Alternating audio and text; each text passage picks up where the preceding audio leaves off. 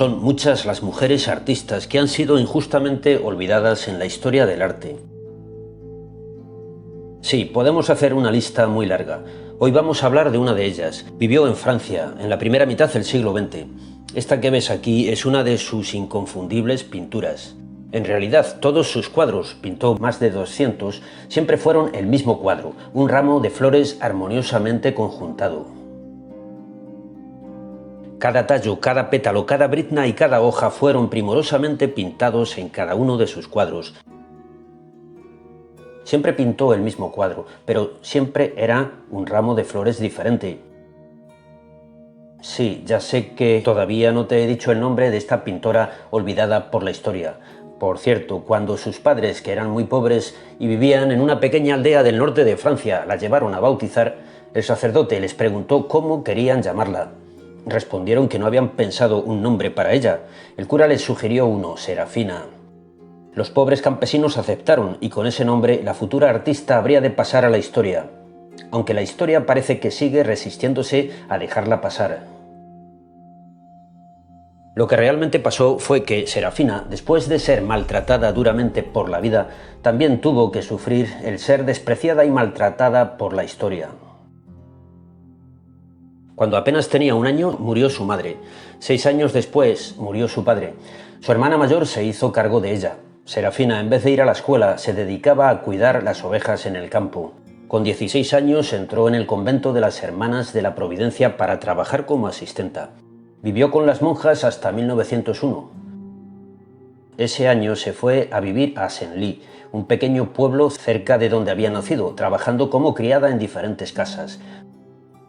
Serafina se pasaba el día lavando, limpiando y fregando suelos y escaleras. Pero cuando llegaba la noche, a pesar de estar molida por el duro trabajo, se ponía a pintar. Las flores que Serafina pintaba tienen unos colores resplandecientes y vibrantes, parece que tienen un brillo especial, son como lágrimas. No es fácil saber qué flores son las que pintaba: orquídeas, rosas, margaritas, amapolas, lirios. Ella no copiaba del natural, no salía al campo con su caballete como hacían los pintores impresionistas. Ella veía esas flores en sus propias visiones nocturnas, unas visiones que iluminaban su triste vida cuando cogía los pinceles. Pintaba en el suelo, con muy poca luz. Los pigmentos los preparaba ella misma mezclando pintura que compraba en la tienda con cera de velas de la iglesia y otros materiales que conseguía, tierra, restos vegetales o sangre. Fabricaba los colores como lo podrían haber hecho los hombres primitivos en el Paleolítico. Serafina fue una mujer desgraciada y poco agraciada, poco sociable, poco lista, poco hábil, pero tenía un don: podía pintar unas flores increíbles. Pintaba las flores del paraíso. Ella pintaba los frutos del árbol de la vida. Pintaba porque su ángel de la guarda le decía que lo hiciera. Si Miguel Ángel pintaba para los papas y Van Gogh pintaba para sí mismo, podríamos decir que Serafina pintaba para Dios. Serafina, desde niña, tenía visiones que iluminaban su triste y solitaria vida, y oía voces que le daban un poco del consuelo y del cariño que los hombres nunca le dieron, ni sus padres, ni las monjas, ni sus vecinos, ni sus paisanos. Hasta que en 1912 ocurrió algo imprevisto. Un buen día llegó a Senlis un galerista y marchante alemán llamado Wilhelm Ude.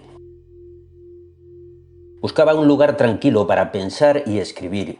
Él vivía en París, deslumbrado por el arte moderno de Picasso y Kandinsky.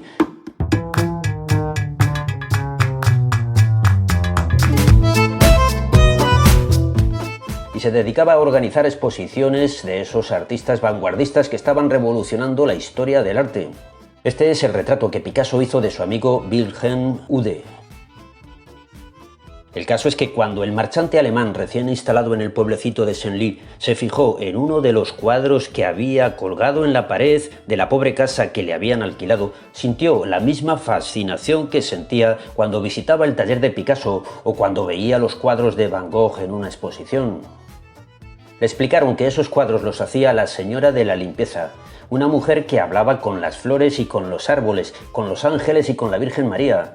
Wilhelm Ude, cuando vio todos los cuadros que Serafina pintaba en el destartalado cuartucho donde vivía, decidió que el mundo debía conocer esas maravillosas obras de arte. Empezó a comprarle los cuadros que pintaba y a darla a conocer en París. De pronto, Serafina había saltado a la fama, había entrado en un mundo que ella jamás había podido ni siquiera imaginar que existiera. Pero en 1914 estalló la Primera Guerra Mundial. Vilhelm Ude tuvo que escapar de Francia y regresar a Alemania. Serafina volvió a quedar sepultada en el olvido. En 1919 se firmó la paz y comenzaron los felices años 20. Para Serafina no fueron muy felices hasta que llegó el año 1927. Un buen día apareció en Senlis de nuevo Vilhelm Ude. Para Serafina esto debió ser como presenciar la segunda venida de su Salvador a este mundo para redimirla. En 1929, Ude organizó en París una exposición con obras de Serafina y de otros pintores ingenuos a los que él llamaba primitivos modernos. Por fin Serafina entraba en el Olimpo de los pintores modernos.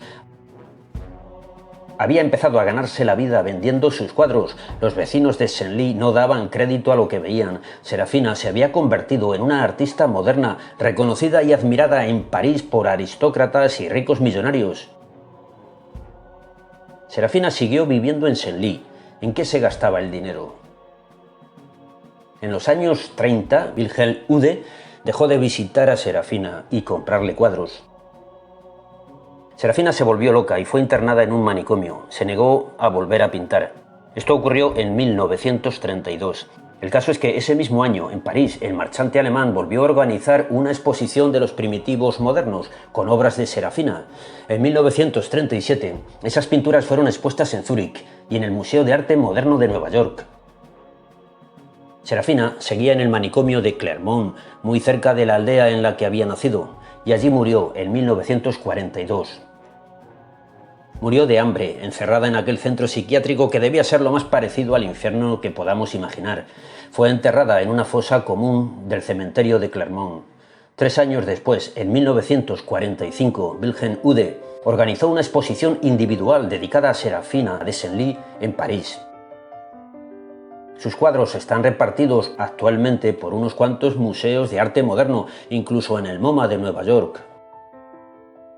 Yo creo que Serafina pintaba como los ángeles. Fue una mujer desgraciada, pero su arte tenía el poder de convertir la desgracia en gracia, algo que solo Dios puede hacer. Ella, cuando pintaba, convertía las lágrimas en perlas. En sus últimos días manifestó el deseo de que en su tumba se grabaran estas palabras: aquí descansa Serafina, sin rival, esperando la bendita resurrección.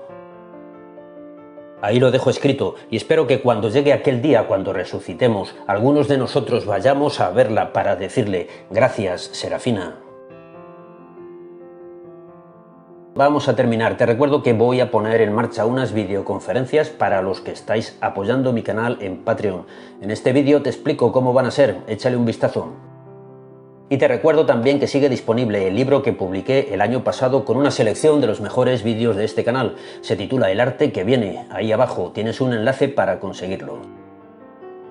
Y nada más por hoy, amigos. No te olvides de poner un me gusta y escribir un comentario o sugerencia o petición especial para los próximos vídeos de algún tema que te interese.